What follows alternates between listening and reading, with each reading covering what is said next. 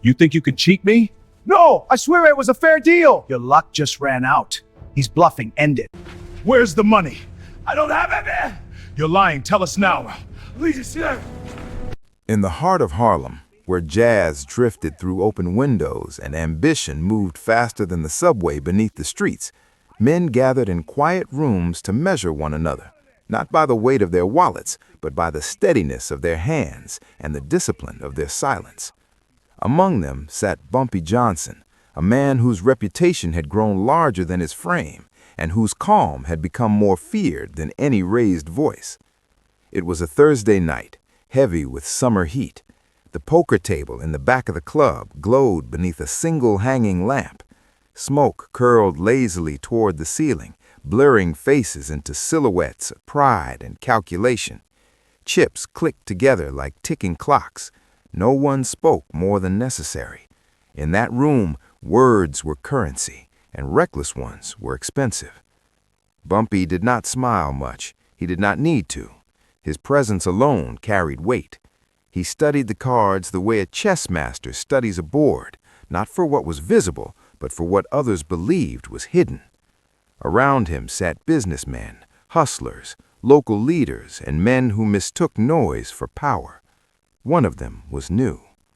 He wore confidence like a borrowed suit, sharp but slightly ill-fitting. His name hardly mattered now. History would not remember it. What mattered was the way he leaned back in his chair, the way he laughed too loudly, the way he mistook familiarity for equality. At first, it was subtle, a joke about luck, a smirk when Bumpy folded a hand early. Then came the comment that shifted the air in the room. "Funny thing," the man said, stacking his chips with exaggerated flair. "People talk about legends, but at the end of the day, everyone's just holding cards like the rest of us." The table went still. It wasn't what he said, it was how he said it, the undertone, the challenge hidden inside casual words. Some men build reputations on fear, others build them on violence, but Bumpy Johnson built his on restraint, and restraint, when tested, reveals more than aggression ever could. He looked up slowly, not offended, not angry, just present. His eyes met the man's, and for a brief second the room felt smaller. "You're right," Bumpy replied calmly. "Everyone holds cards." His voice was even, almost thoughtful. "But not everyone knows when to play them." A few players shifted in their seats. The dealer cleared his throat softly. The game resumed, but something had changed. The rhythm was different. The newcomer kept talking, trying to recover his earlier bravado, unaware that respect, once shaken, cannot be demanded back into place. The night stretched on. Hands were won and lost. Drinks were refilled. Laughter returned in measured doses. Yet the man continued pressing his luck, not with cards, but with ego. At one point, after winning a modest pot, he leaned forward and said quietly, "Maybe the stories about you are bigger than the man." Silence again.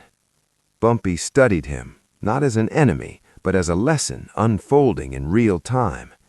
There is a difference between confidence and insecurity disguised as courage. The wise can see it instantly. Instead of reacting, Bumpy pushed his chips forward on the next hand. No dramatic gesture, no raised voice, just a deliberate movement.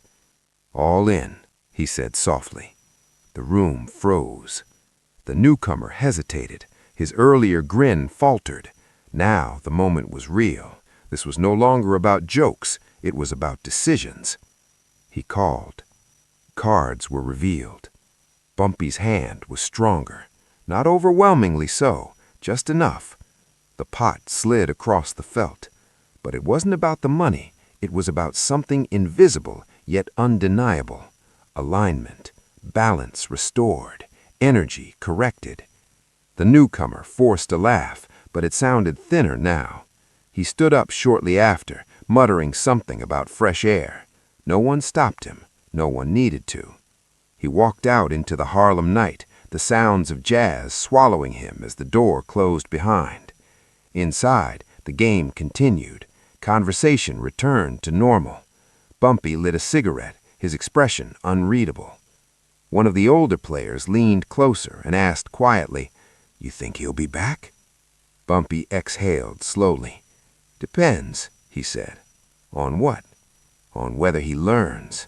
Because in that world, and in any world, disrespect is rarely about the insult itself. It's about misunderstanding position.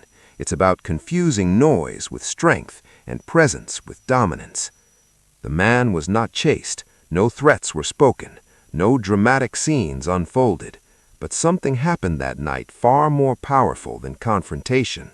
A line was drawn without being announced, and those who understood power recognized it instantly.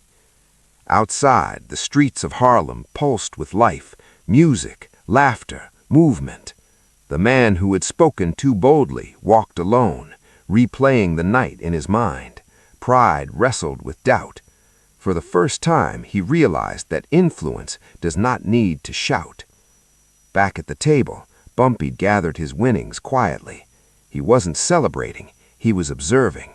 Because leadership, real leadership, is not proven when everything is smooth.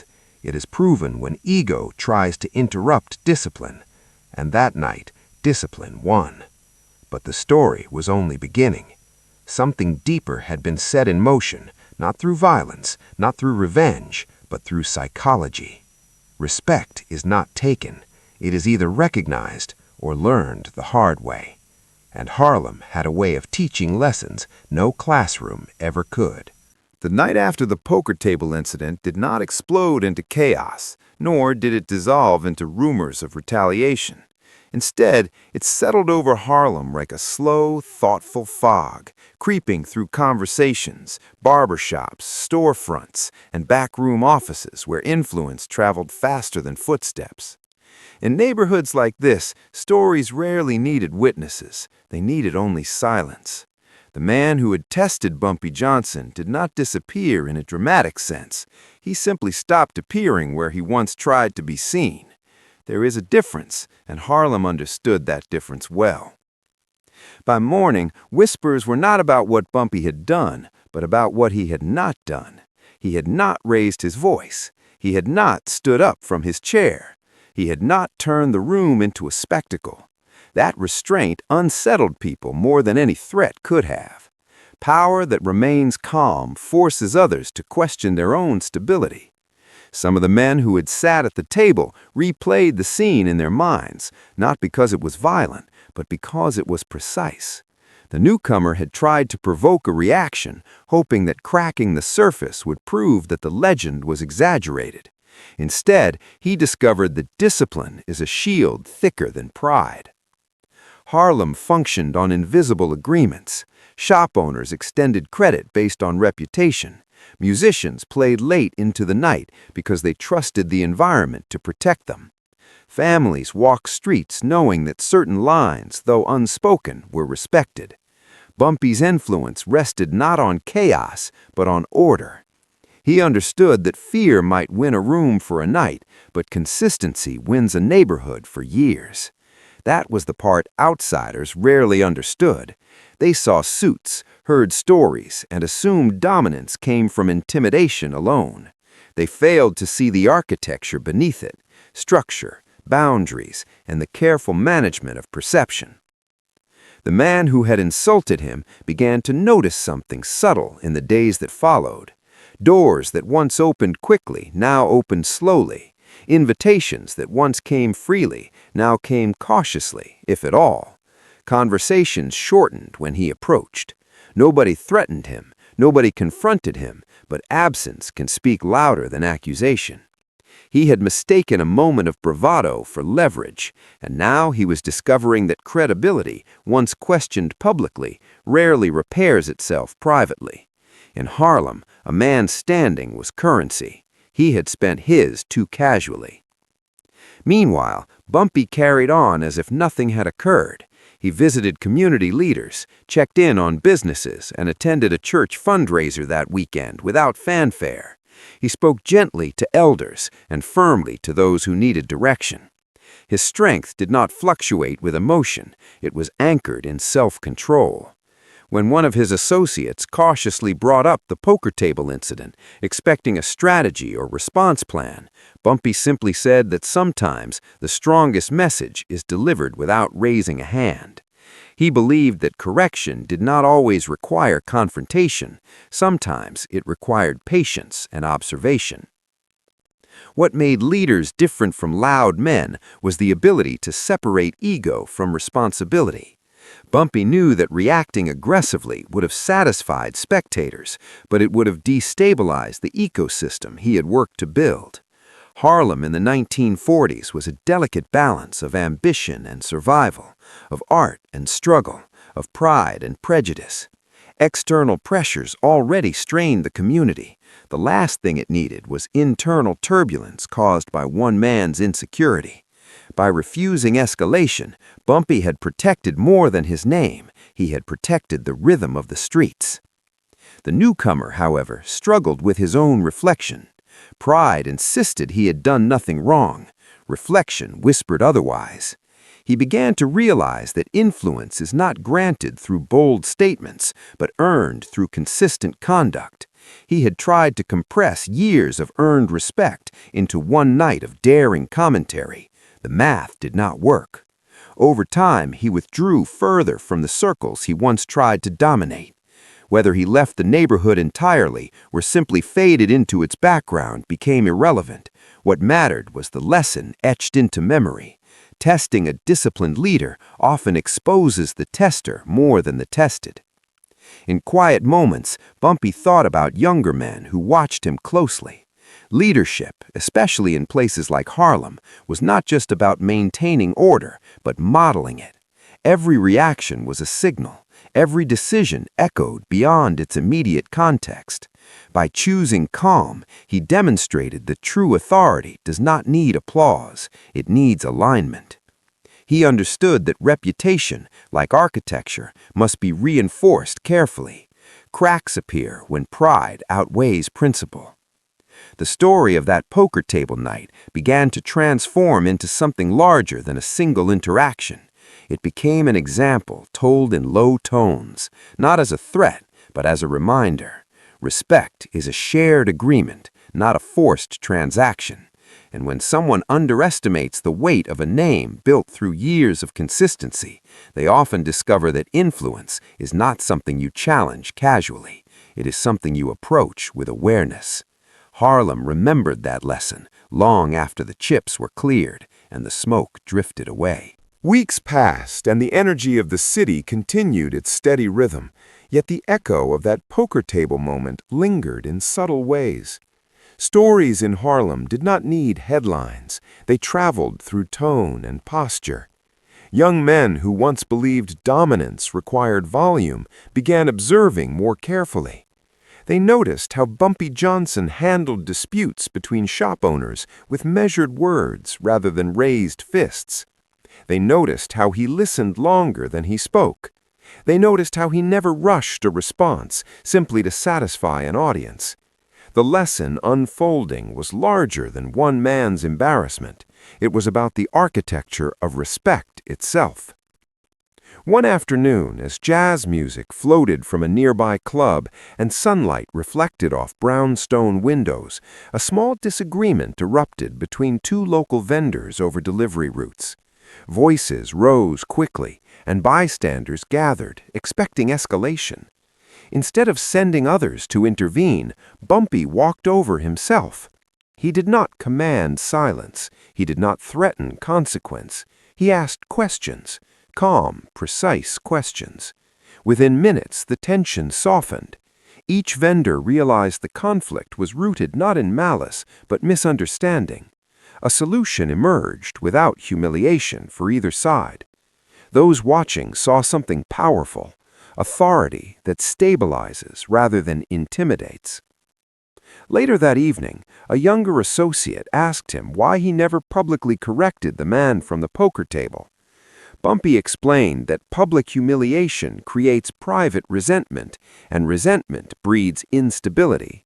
A leader's job, he said, is not to win every exchange, but to preserve the long-term balance of the environment. The associate nodded. though he did not fully grasp the depth of that statement. Years later, he would. Harlem required steady hands. Emotional reactions, even justified ones, could ripple unpredictably through a community already navigating complex challenges. Meanwhile, the man who had once leaned back confidently at that poker table found himself reflecting in quieter rooms. He began to understand that confidence without foundation collapses quickly. He had mistaken proximity for equality, visibility for validation. The absence he now felt in social circles forced him into introspection. Sometimes the greatest correction is isolation from influence, not imposed isolation, but natural consequence. He realized that leadership is not proven by challenging someone publicly, it is proven by contributing consistently. The broader community absorbed the lesson as well. Musicians spoke about discipline in their craft, comparing it to discipline in conduct. Business owners emphasized reliability over bold promises. Even conversations in barbershops carried a new tone, less about testing power, more about understanding it. Harlem was evolving, and in that evolution, restraint became a form of strength admired rather than misunderstood. Bumpy himself remained unchanged in demeanor. He understood that narratives can grow beyond their original shape. He ensured that the story of that night never transformed into a myth of disappearance or intimidation.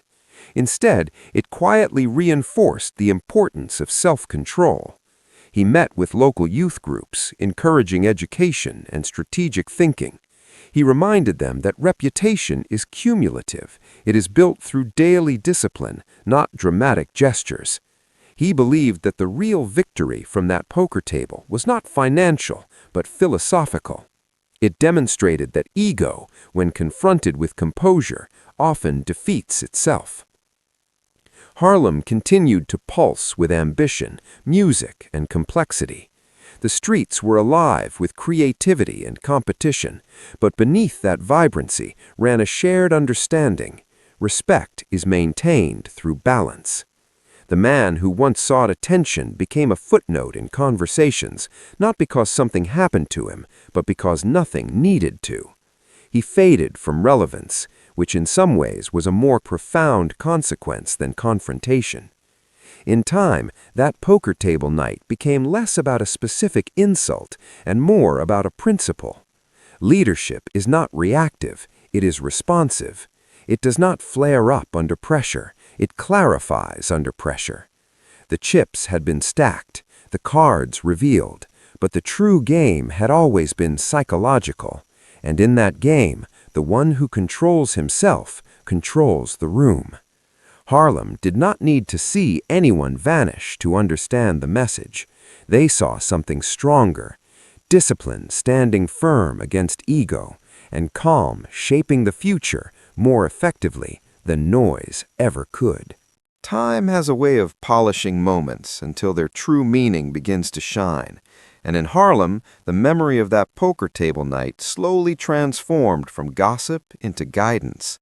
It was no longer a story about an insult or a risky hand of cards. It became a quiet reference point whenever ego threatened to outrun wisdom. What people remembered most was not tension, but composure. They remembered how Bumpy Johnson never allowed the temperature of the room to control his internal climate. In neighborhoods built on survival and ambition, emotional discipline was more valuable than bravado. And the example set that evening continued shaping decisions long after the chips were cleared. As seasons shifted and autumn air replaced the thick summer heat, Harlem remained alive with music, commerce, and layered stories. Young men who once admired loud entrances began studying quiet exits. Business owners reconsidered how they handled disagreements, recognizing that authority does not require spectacle. Community elders referenced that night when mentoring the next generation, emphasizing that strength measured by reaction is fragile, while strength measured by restraint is enduring. The ripple effect reached further than anyone initially realized, because leadership, when modeled consistently, becomes culture. Meanwhile, the man who had once leaned too heavily into pride found himself navigating a quieter path. His earlier hunger for attention was replaced by reflection. He had discovered that challenging a disciplined leader does not dismantle them. It reveals the challenger's own instability. In time, he began rebuilding his standing not through bold claims, but through steady contribution. He volunteered at local events, paid debts promptly, and spoke less than he once had. Whether he consciously recognized the lesson or simply adapted to circumstance did not matter. What mattered was that growth had occurred.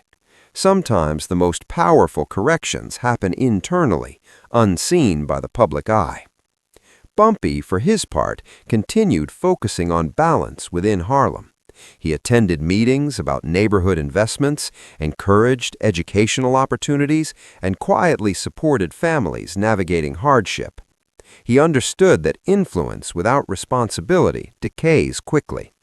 His name carried weight, but he never allowed it to become a shield against accountability.